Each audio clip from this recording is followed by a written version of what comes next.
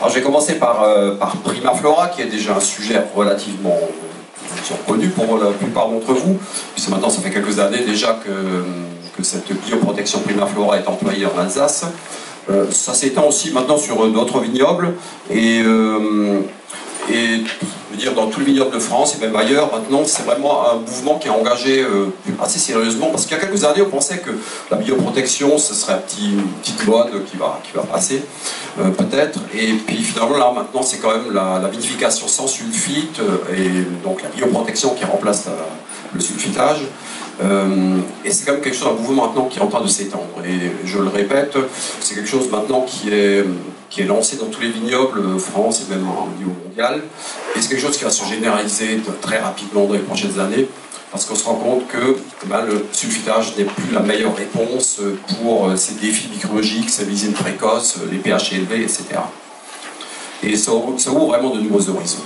Donc la bioprotection, je fais juste un petit rappel sur la bioprotection, ça ne va pas être le sujet principal, mais je fais un rappel parce que c'est un préalable nécessaire, voire indispensable pour la suite, pour la maîtrise des bactéries lactiques tout à l'heure. Et donc quand je fais ce rappel pour ce millésime 2018, on va avoir des températures relativement élevées, c'est vrai que la bioprotection, il n'y a pas besoin d'être dosé d'or, mais il faut quand même mettre des doses de l'ordre de 5 grammes hectolitres pour les blancs, de l'ordre de 10 grammes hectolitres pour les rouges. Et je vous rappelle que ça se met directement soit sur le raisin entier à la place du sulfitage, on peut le mettre directement soit au pressurage, soit sur les comportes. Mais l'idéal pour nous à l'avenir, ça va être de l'intégrer directement dans la machine à vendanger, parce que la bioprotection, elle est efficace quand elle est appliquée vraiment. Ça c'est un défi automatique. La bioprotection est vraiment efficace parce qu'elle est appliquée le plus tôt possible, sur le raisin, dans le premier stade. Parce que si vous mettez la bioprotection, donc des levures de bioprotection vers la fin du processus préfermentaire, c'est-à-dire après le pressurage ou bien loin après le pressurage, l'efficacité sera moindre parce que les micro-organismes se sont déjà installés. Donc encore une fois, l'idéal ce serait, comme la vendange machine se développe pas mal, l'idéal ce serait d'équiper les machines à vendanger. Bon, il y a déjà quelques machines qui sont équipées, pas beaucoup en Alsace, mais dans le Val-de-Loire, dans le sud de la France, on a pas mal de machines qui sont équipées. Et puis mais c'est pas très compliqué. Là je vous encourage à solliciter un peu vos prestataires de services en machine à vendanger pour qu'ils fassent cet équipement qui n'est pas énormément coûteux. Il y a à peu près pour 3 000 € à installer une machine à vendanger avec injection de Primaflora directement sur la machine.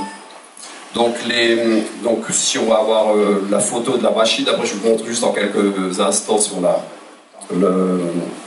la façon d'injecter cette Primaflora directement sur la machine. Donc ouais, c'est bon, parfait. Ouais, c'est ça. Voilà, c'est cette photo-là que je voulais vous montrer là.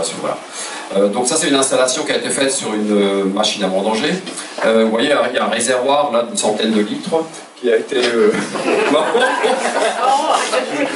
Arrête de jouer, Maman.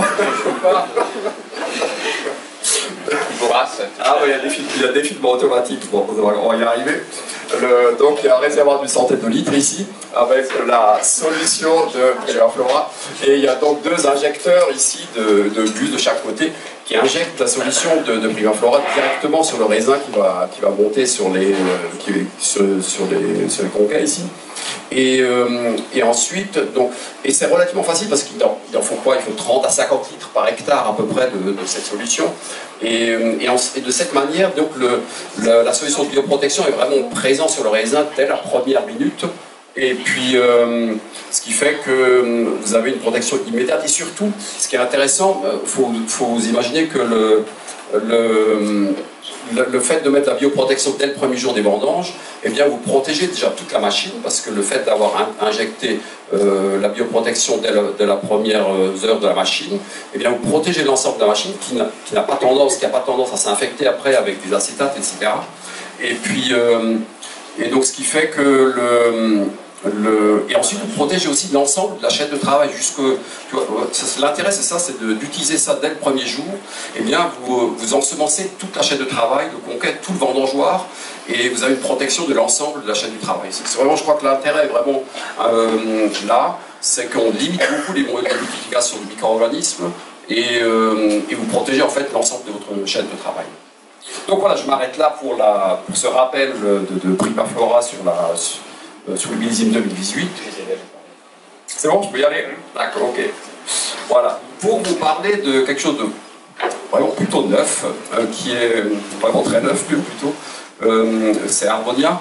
Et je pense qu'on aura, je crois beaucoup en cette technique et en ce produit, parce qu'on est dans cette idée de diminution de dose de SO2, de vinifier sans SO2. Eh bien forcément, il va falloir maîtriser l'acide malique et les bactéries lactiques. Parce que le fait de baisser les doses de SO2, à un moment donné, se pose la question, qu'est-ce que je fais de l'acide malique et comment est-ce que je gère la stabilité bactérienne. Et parce que l'acide malique est quand même un produit biologiquement instable, et dans la plupart des cas, dans le cas des vins rouges par exemple, hein, on essaye de s'en débarrasser. Et la question, aujourd'hui, la difficulté, c'est que dans les vins blancs, on est en Alsace par exemple, traditionnellement, on n'a jamais voulu de malo de fermentation malolactique par exemple sur le vin blanc, et à juste titre, parce que malo avec des goûts lactés, avec des acétyl, ça détruit totalement les arômes, et donc c'est une véritable maladie bactérienne. Donc ici, on va parler aujourd'hui de la cofermentation. Alors la cofermentation, c'est une alternative biologique pour la régénération de la qualité du vin. Donc là, on cherche l'interaction positive des bactéries et des levures. Donc la cofermentation, ça consiste justement à faire travailler en même temps bactéries lactiques et levures, et à conduire une fermentation malolactique qui se fait en même temps que la fermentation alcoolique.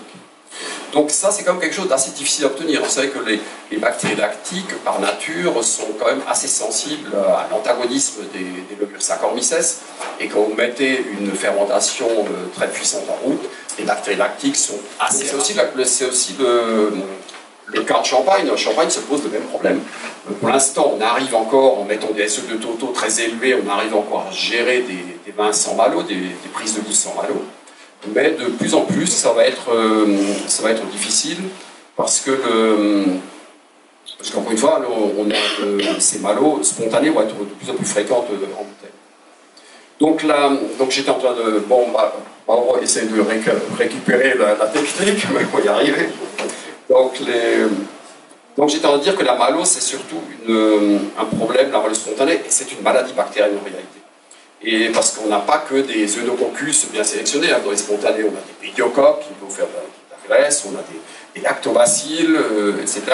Et jusqu'à présent, c'est vrai que dans les dernières années, on sélectionnait beaucoup de levures. Laura va nous parler de levures. On a une sélection de levures aujourd'hui qui est vraiment très, très riche, très dense, qu'on applique à tous les vins. Mais au niveau des bactéries, on n'a pas grand-chose. On a des bactéries, on se dit on fait la malo, on ne fait pas la malo. Mais on ne se pose pas la question, est-ce que ces bactéries ont réellement un impact positif pour mon vin ou pas, alors que les bactéries ont un impact aromatique qui peut être beaucoup plus important qu'une levure Saccharomyces. Une levure Saccharomyces spontanée ne va pas faire de gros dégâts, mais une bactérie peut faire des gros dégâts. Et donc je vous rappelle un peu ce que peut faire une bactérie. C'est la maladie de la tourne, c'est la maladie de l'amertume, ce sont des pédiocoques pour la graisse, par exemple, etc. Et surtout, systématiquement, les bactéries indigènes produisent de l'amine biogène, qui est connu pour être un allergène, pour provoquer des migraines. Donc, pour toutes ces raisons-là, c'est vraiment important de ne pas laisser faire des bactéries n'importe comment. Et après, plus le millésime est précoce, plus les pH sont élevés, plus le risque, et c'est comme pour les brètes, hein, dans les cas des levures, plus le risque d'avoir des bactéries pathogènes, déviantes, est élevé.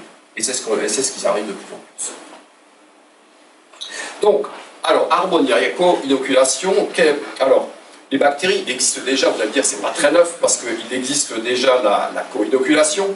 Et donc, je vais vous montrer quelle est la différence entre co-inoculation. Alors, co-inoculation, je vous rappelle, hein, ça veut dire mettre des bactéries lactiques en même temps que les levures en démarche de fermentation.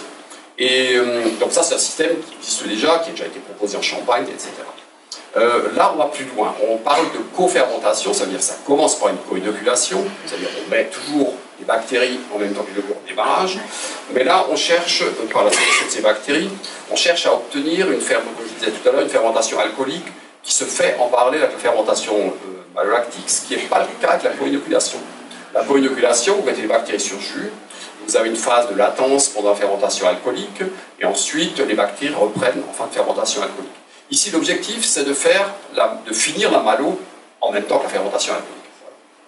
Ça, c'est le cas idéal. Et après, je vais vous montrer sur la diapo, si on va revenir sur la diapo, les courbes de baisse d'acide malique et de formation d'acide lactique pendant ce qu'on appelle une co-fermentation par rapport à la fermentation ou inoculation.